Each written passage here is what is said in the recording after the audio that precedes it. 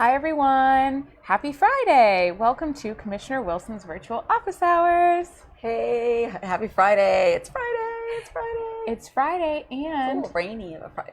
this is a holiday weekend. It is, that's right. I can't believe we're already at the 4th of July holiday weekend. Oh my goodness, this year is flying by. Oh, very fast. It is going very, very fast. I think it's true that time flies when you're having fun, but it also flies no matter what. So. Yes. So, I think July 4th is a very special holiday. It makes me feel so proud to be an American. I love that we are here in this country. Do you have any special plans for July 4th? I'm going to do some stuff with my extended family. I have a niece that I haven't been able to meet yet because I've been really, really busy, which is horrible because I really wanted to drop everything and run and meet her. But she's still very new and I can't wait to give her big smooches. So I get to do that on this special long weekend, and I think it's going to be nice to be around family, all vaccinated, all, feels like in a different setting than the last time. I think the last time we were all together, we were all doing, 6 feet, mask. Yeah.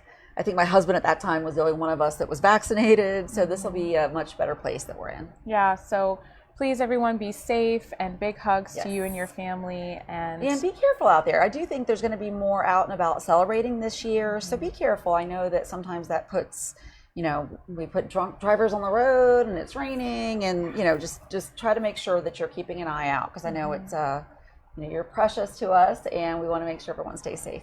Yeah. Well, we, starting out with Monday for recaps, we had the COVID update from the mayor's conference. It was interesting, wasn't it? We are still creeping up our percentages in vaccinations. And it appears that the vaccinated population is safe from any variant that's in the United States right now, including the Delta variant. But the Delta variant is very dangerous and appears to be affecting people who are not vaccinated. So I think there's a lot of concern still with the pockets of people who are having a hard time either accessing the vaccine or maybe have some questions or distrust it. And I want to reiterate, I know that the second we had the chance, we got our vaccination, but I want to reiterate how important it is, because right now our young people can't be vaccinated if you're under the age of 12. So really the adults around them can keep them safe by being vaccinated. And going back into a new school year, it's going to be really important to get as many of the people that are eligible for vaccines vaccinated. I think there's still some misconception about it being an untested or an experimental treatment, and that's not the case. This is actually the science that went into this vaccine was developed over 40 years. It just happens to be on a novel virus. Yes. So when you look at the numbers of people that have already safely been vaccinated and what it's doing for those people as far as their exposure and their mortality, it's really been a miraculous scientific development. So I encourage you to encourage your friends and family. If they haven't already, please, please, please go get vaccinated. We are still vaccinating at Barnett Park. I believe that all of the major pharmacies have plenty of supply. There has not been a supply issue. It's been really an issue of trying to make sure we're communicating for people to still go and get their vaccinations. Yeah, and the way I look at it when people try to say, this hasn't really been tested or the science isn't there, like you said, the science has been forming through the years, but when there's a global pandemic and the resources are all being put together and the capacity is expanded for the research and the innovation, that's how it was so accessible so quickly. Absolutely. And if you think about what normal trials look like when something is approved through the FDA process, normal trials are usually so much smaller than what we've given globally in the first couple months. So, it's actually been tested wider than most approved medicines. Yeah. They were able to circumvent some of the red tape in the initial rollout of it. And I think it was critical because every day that went by, you're looking at huge losses of life. And what we've seen is it's safe and that it's preventing death. And there's places that are higher than 70% vaccinated, they have really almost eliminated it in their population. But then you look at other places where there's, some distrust or some rumor mills out there, and you're talking about some high hospitalizations right now because of that Delta variant. Yeah. We're so close to that 76% for the herd immunity. We're at like 57% right now. So please, please, please go and get vaccinated. Yeah. Yes.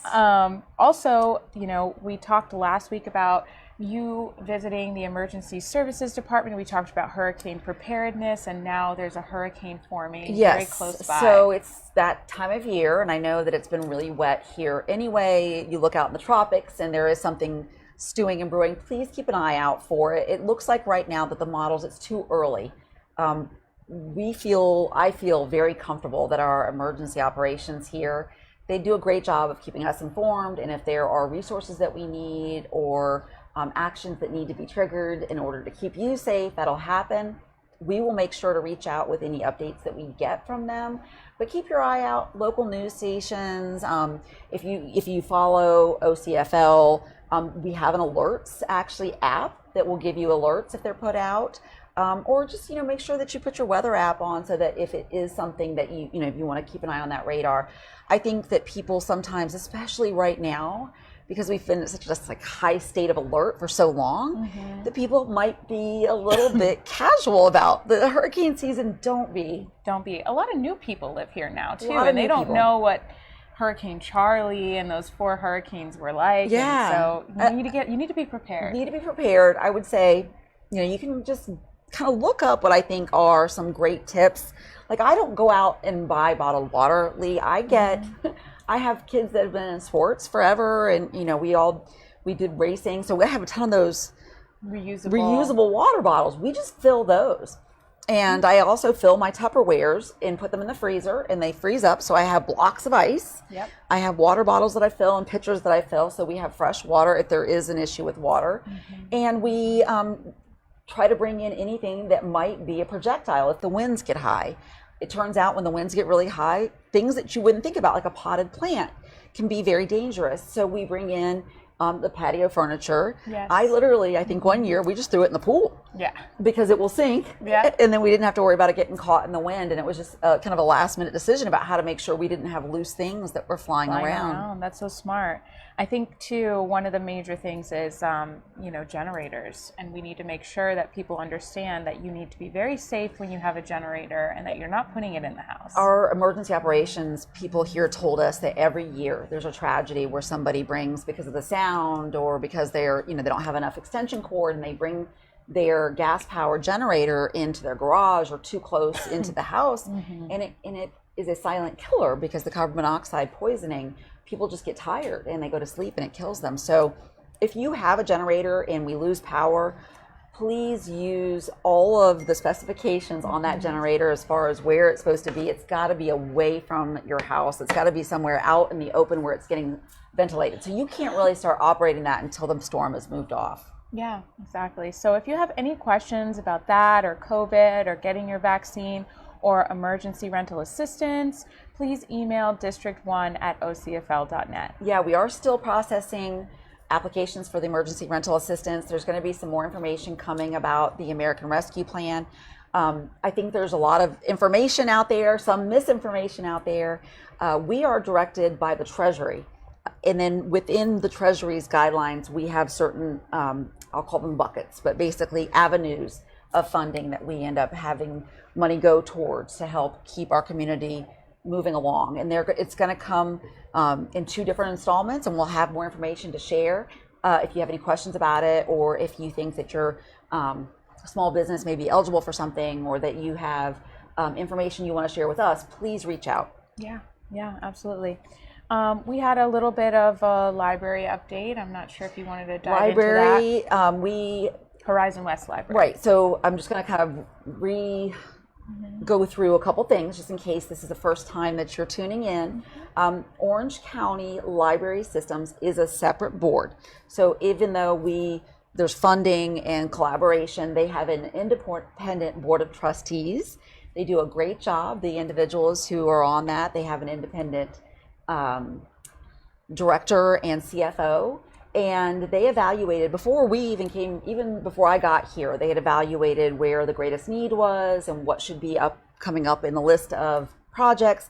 And Horizon West, because of its projected growth and its already growth, was the next choice that they made for a branch. moving forward. There was some back and forth about where that would be, and a property that is co-owned by the city of Orlando and Orange County was identified as the most financially viable and the best location.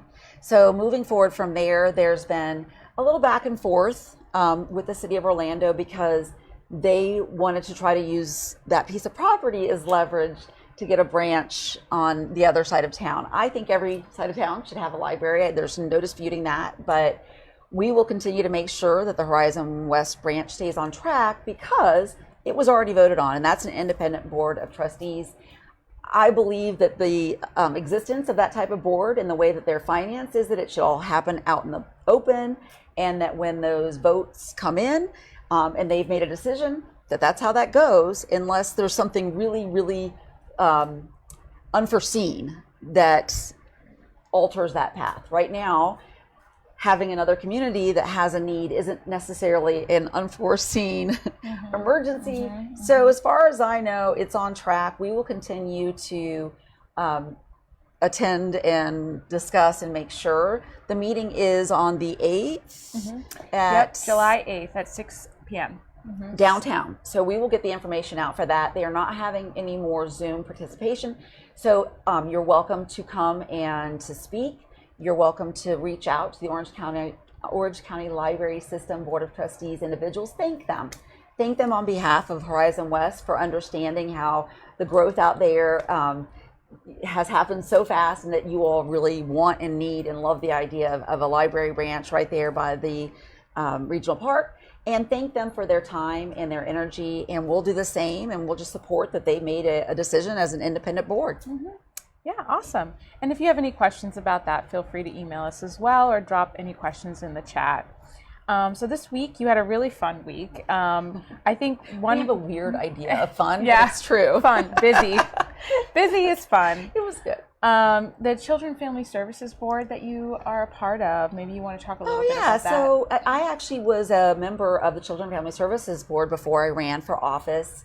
Such an awesome team there. Oh, my they're God. fantastic. Orange County has a hidden treasure or hidden gem as far as its social safety net for foster children, older, typically have high need for some extra structure, tutoring, some social interaction. And we have Great Oaks Village, which here in Orange County operates like it really operates almost like a boarding school, but with counseling and with special tutoring and with some other interventions for students, for young people who are sometimes displaced from their own homes, either by court action or some other circumstances. They are sometimes in the worst times of their lives, and the staff at Great Oaks Village is trained and very knowledgeable about how to treat their trauma-informed care. And we had some really great outcomes over the last year. We have Great Oaks Village has its first bachelor's in arts graduate. There were, I think, 3 associates in arts degrees that students there achieved this year.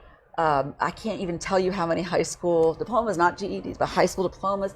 So they really do a great job of trying to make sure they're supporting these students as they become adults, and so that they have a track and a path, and that things that no one can ever take away from them, which education is one of those things, and confidence in self.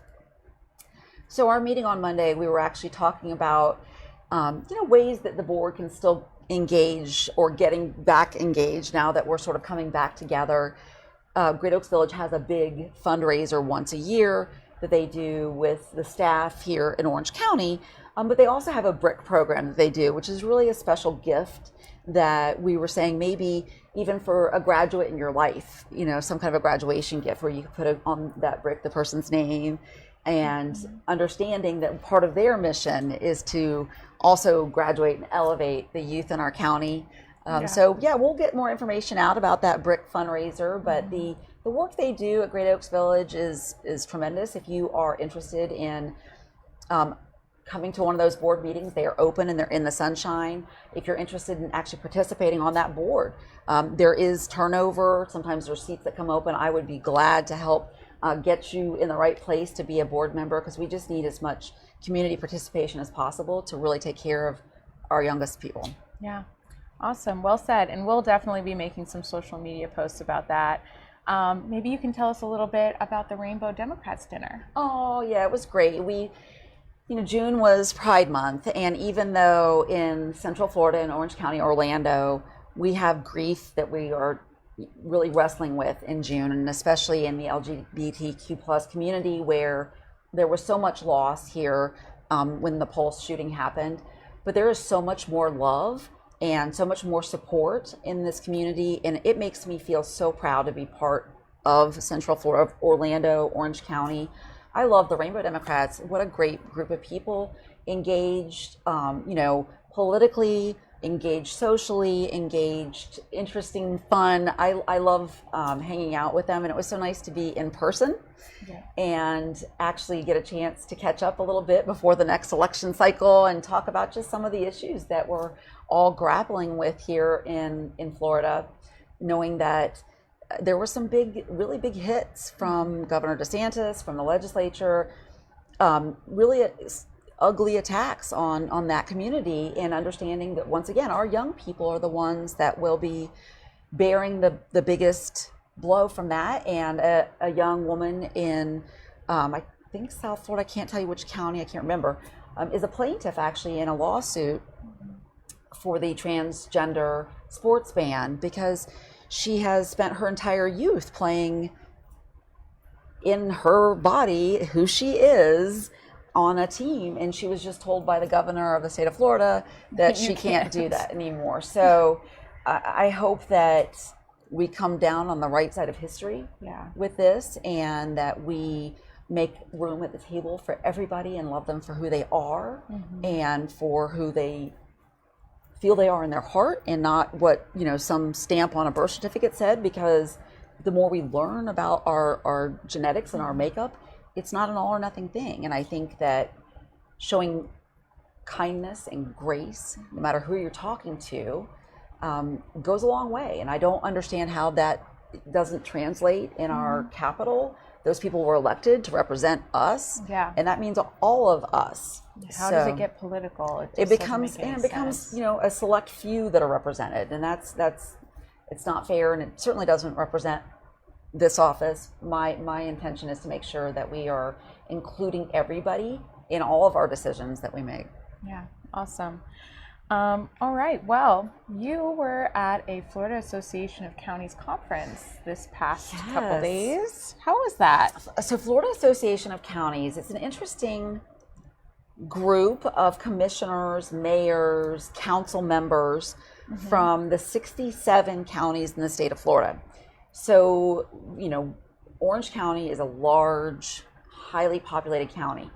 There are 67 counties. Not all of them are charter counties. We're a charter county, which means that we have a document, a charter, that is sort of like a mini constitution, that we have a lot more autonomy here in order to be able to govern the way that we know is needed in our area, because every area in Florida is so different. We have some counties that are very rural. We have some that are even more urbanized. We have some that are right on, the Gulf, some that are right on the Atlantic, that are dealing with their own climate crisis. We all had a lot to talk about this particular set of meetings because of the things that did happen in Tallahassee this year. And of course, coming out of the pandemic and understanding the things we've learned, like how important broadband is. And the general consensus across all these counties was, this isn't a luxury item, that broadband internet access is a utility that we, in order to be competitive globally, not just locally or through our nation, but globally, that we have to have good broadband access. And this was something that was challenging for people, the urban counties and the rural counties. So it's a good thing to see that the 67 counties one voice in these type of issues. Some other topics that came up that were interesting was, there was a whole discussion session about going to the $15 an hour minimum wage. Well, this was within the county.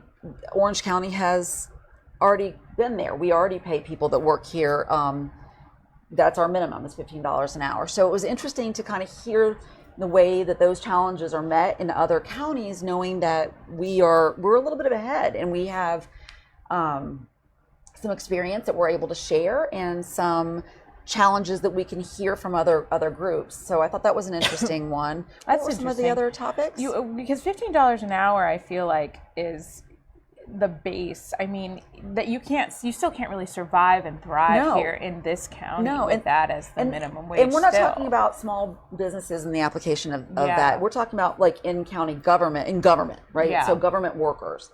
And, I think it is, so our county, obviously, it's a higher cost of living here. Yeah. More people have to commute here because we don't have great transit. We don't have any transit.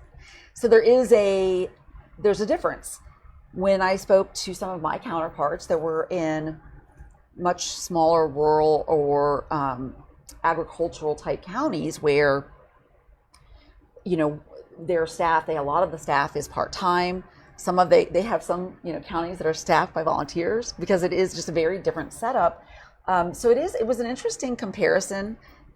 I never think of us as like the city versus the country, but the challenges were very different, and understanding the cost of living in Taylor County versus Orange County was very, very important for me also, because I think we talk about all the time the inventory of housing for people who make that, whatever the entry level is to the median. It's very challenging here. Mm-hmm. So if they have to move out to an area that is more remote or more rural, what are the employment opportunities there? What is the trade-off?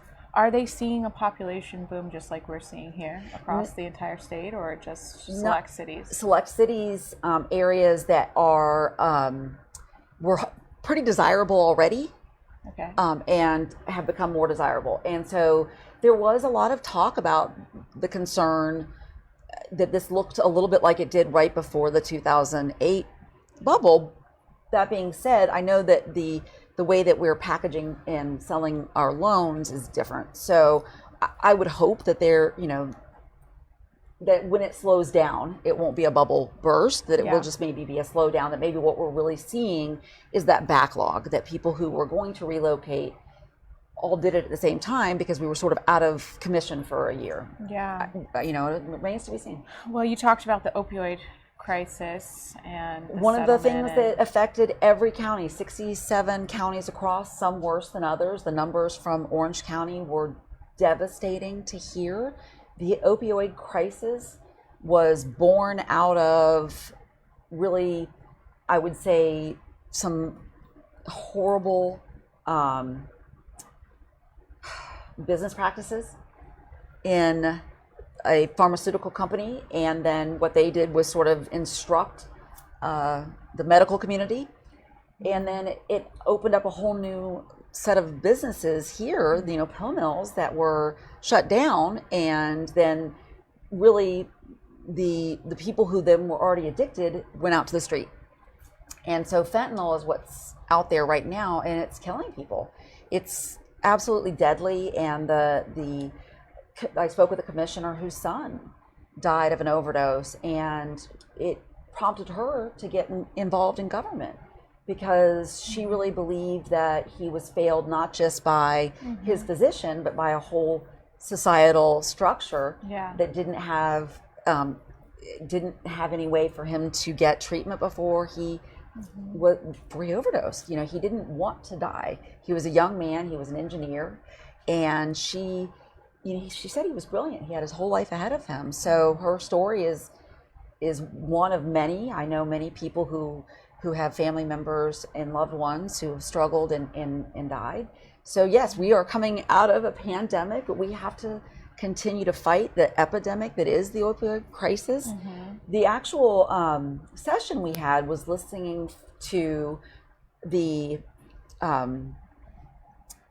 actually it was our director of emergency services here in Orange County, and then Ashley Moody's second in command, our state attorney, deputy state attorney, talk about the settlement that's going to be happening probably with the pharmaceutical maker of the sort of the triggering drug that got this ball rolling in in what has become the epidemic of the opioid crisis. And so there's negotiations going on right now with states all across the country. The state itself operates really sort of as a negotiating head for all of the subdivisions, which are the counties. And then the counties qualify for some of that settlement money that we can put into treatment or into other healthcare opportunities when it does finally get resolved. So right now, Purdue, the pharmaceutical company that you've probably heard about in the news, has what they want as their settlement plan, and then Florida has an alternate plan. And I actually requested from the attorney that was there the presentation he gave us, because I thought it was interesting enough to pull some of those slides and share. So we'll be doing that, because I think it's something that as residents, I would be curious about. I think that a lot of you will be very curious about. Yeah. Did they talk about climate change or water quality at all? So there were no sessions directly set for water quality preemption. What did come up in the breakout session about political movement, moving from county up to state to federal, and what that looks like. And if you're a county commissioner, you may be able to bring your issues to the state. It was actually a little bit of a slugfest, because there were a lot of county commissioners like myself who really felt like this session that they home rule, that local control was just eroded, gutted terribly. And for issues like water, we passed a right to clean water amendment here in Orange County. You all believed in that and 86%. voted for it down in the Keys. There was a referendum to keep cruise ships off of their coral reefs. They voted for it. We were preempted. They were preempted. It happened all over the state. And some of the state leadership that was there, I guess courageously, because everybody was pretty hostile about it, basically deferred and said, well, this wasn't, this is because we can't have 67 counties doing things differently, which, the reply to that is, but we are 67 different counties. Our needs here are very different than the needs of the people in the Keys. They do need to protect their coral reef. We don't have to worry about that, but we want to protect the Wekiva. Yeah. We want to protect our springs, the econ. So, we'll continue that tug of war, but there was no specific breakout about water quality, but there were, discussions about some of the other topics that I think water quality ends up being part of, because it's a home rule issue. Yeah. Well, hopefully, the conversation will keep going, because our waterways are so connected, and we have to have kind of a uniform conversation, but really pinpoint issues county by county and allow them to protect their own environment, And my colleagues that are on the Gulf side are dealing with devastating red tide right now. Yeah. And so you talk about having their hands tied and having devastating economic and environmental consequences. So, people come to visit that area, and businesses, small and big, rely on those visitors. And they walk out and there's dead fish all over the beach, and the smell irritates their eyes, and their dogs, if they get in the water, get sick and die. And that is going to shut down business faster than, almost as fast as the pandemic. And so to think that we can just ignore that is atrocious. Well, the thing that you brought up a long time ago when we first started having these conversations is that it's going to deter businesses that are going to want to come here and have, a relationship with, their team, and have their team go out into the community and be a part of the parks and part of the beaches and XYZ. The economic growth is going to be stifled by us cutting our feet out from under us. I met a couple that had come in. They had never been to Florida, and they came in actually through the Orlando airport, but they went out to the Gulf beaches, and where they were staying, there was a lot of dead fish. They couldn't be out by the water. Their eyes burnt. They told me they were never coming back. Yeah. And I said, please come back. Come check out our springs. Come hike in the Ocala National Forest. Come check out Split. They didn't want to come back.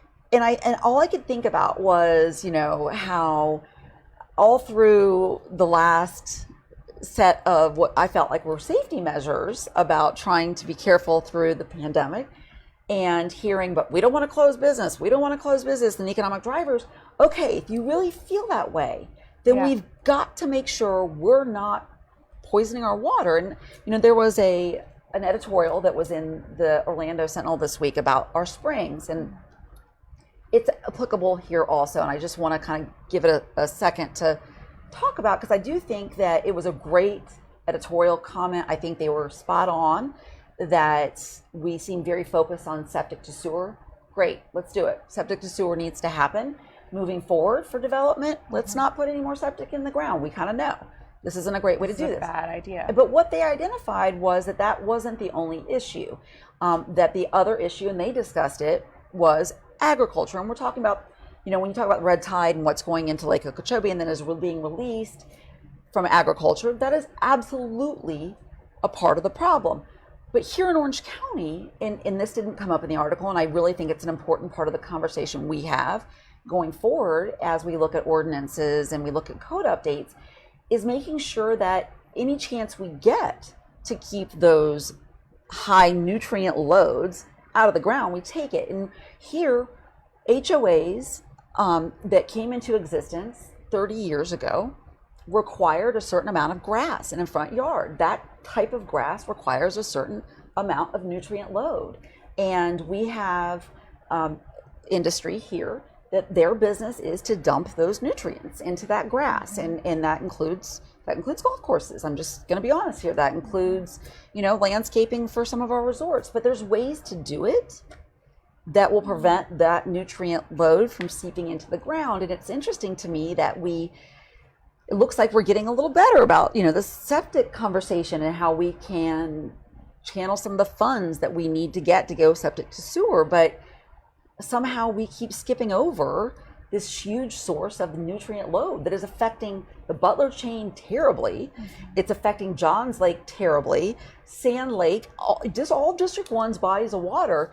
We don't have this huge infrastructure of septic dumping into those. That is fertilizer from golf courses and yards, and having some kind of a real substantive conversation with HOAs about how we can get away from that kind of fertilizer and that kind of nutrient load would be, I believe, the easiest way to do it for taxpayers.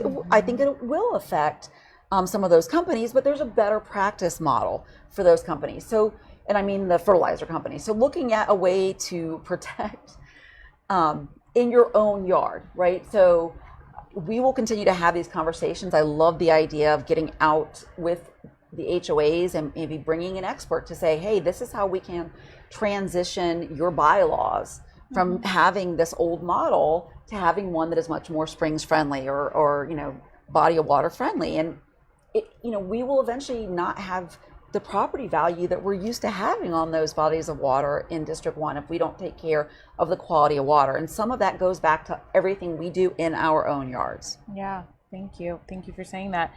Since we're talking about kind of planning and looking ahead and how we can make changes today to ensure we have a better future, right now, Vision 2050 is going on. Yes, and I know we've plugged this a lot. If this is the first time you've heard us mention it, it won't be the last, because it is ongoing, and we don't have the opportunity to do this very often. This is the code update that's been 40 years in the making, and the comprehensive plan. It is about how we grow and develop into the future. Please go to ocfl.net Vision 2050. And check out the presentations they've already had. Some of it's a little thick. It's about planning and development and growth. So some of it, try to push through it, because really it's about your quality of life. And so your input is tremendous. I think I hear from people the most about their concerns with growth, because that translates to traffic and transportation and transit. And of course it relates also to water quality and to what's happening to our natural spaces and our open spaces. So all of those things are relevant in our planning and growth, which means that if you have feelings about those, even if they are not necessarily the same terms that are being used in that presentation, it's still important that you share those. So we really want everyone to participate in that. It's a really, really critical. My friends that are in the rural settlements. One of my biggest pet peeves that I talk about every chance I get is how we've allowed the rural settlements to be boxed in by higher density, and what that means to a rural settlement is that they aren't getting the full services of the inner urban boundary, but they're dealing with a lot of the congestion, and they're dealing with some of the degradation of their natural systems, and they're dealing with the water runoff. So trying to protect our rural settlements is a huge goal of mine, but I can't do that alone either, and I know you all are so plugged in, my residents that are in rural settlements. So please, please, please, Vision 2050. Vision 2050, it's super important. July 7th and July 8th at 6 p.m., there's going to be 2 town halls coming up this next week. So you can tune in on Facebook. Still online, which means you can watch it on Facebook. If you want to participate, you register and they'll send you, I think, a Zoom code. Yeah. And so that's not on WebEx, which is good because WebEx is not my friend. And, I don't know. I'm hoping we'll eventually be able to do something hybrid. I would really love it if we could offer something for people who aren't necessarily tech savvy. Chances are, if you're tuning into this, you are tech savvy. But I know there are people out there that really have been here for a long time and that have a lot of experience and have a contribution to be made that should be able to make that without having to be tech savvy, or if they are in some place that has a broadband issue or an internet issue. Yeah, and then of course you will have 2 more workshops in August, and then in the fall there'll be public hearings where people can come in person as well. So and stay tuned in. We are going to try to make sure that we are every step of the way getting every detail that we can. And I love staff Hannah here now. Every word. I mean, I love that she can really pinpoint a word for being ambiguous and identify it as something that, if it is ambiguous, we need to have clarification, because the difference between a shall or a may, yes, is big when you're planning, right? Absolutely. July 16th, there's a storm drain labeling event around Big Sand Lake, and that's actually a purposeful thing that is going to be one step towards getting residents out around Big Sand Lake. I think it's super important to kind of communicate between all those residents so that they can learn about water quality, learn about what the Big Sand Lake Advisory Board is meeting and talking about, and then ultimately, learn how they can take steps along their riparian areas on their shoreline to install things that can help with the nutrient overload. Yeah, and I know the challenges they are met with some challenges that are unusual to some of our other water bodies. They are being affected by the I-4 Ultimate, and so every opportunity I get to talk to the Department of Transportation about what their obligations are, to try to raise that. I know they're also, dealing with development. There's ongoing development there and the impact. So we are fighting the battle on several fronts there, but we rely on the participation and expertise of the residents that have been there for the longest time. So we really appreciate the engagement, and I know that board is very dedicated group of people. So yeah. And outside of that, we are just kind of chucking away. I know next week we're going to, I have a couple testimonials for some backyard chickens, people that have already received their permit. I'm going to go interview them, and that'll be fun. Very cool, because that'll be coming back. Yes, August 10th. That'll be coming back. And I think, as the summer goes on, we're going to have budget information coming out, because this is when the county works out its budget. And of course, I know I've been very vocal about wanting to make sure that our shelter has the CIP or the capital improvement funds that it was promised before the pandemic. So we're going to continue to push for that. But there's some other budget things that we're really hoping to see come down the pipeline, and we're going to advocate for the quality of life and the requests that people have really had all across the county. If you have some thoughts about that, stay plugged in, reach out to us, because this is how we know what we're doing is, in alignment with our residents, and we rely on your eyes and ears. Awesome. All righty. Well, do we have any questions? No questions. Okay. Since obviously if there's a question, please reach out. There's still time, because I really quickly have to tell you, I forgot to tell her this about the FAC, the Florida Association of Counties meeting. We had a speaker that closed out the session who actually was, and I want to get this right, his nonprofit is the one that takes soaps from the hotels. Clean the World? Clean the World. Yeah, oh my gosh. Sean. Yes. Oh my gosh. Loved hearing from him about, first of all, I love that he called us all bougie for needing new soaps every time we go into a hotel. I'm like, all right, that's a real thing. Yes. And that he couldn't believe it when he got here that a hotel would put out a different soap for your face and for your behind. And he said, but here was this great opportunity to really make something that makes a difference, and talked about how like a box of soap in the right place at the right time was changing infant mortality.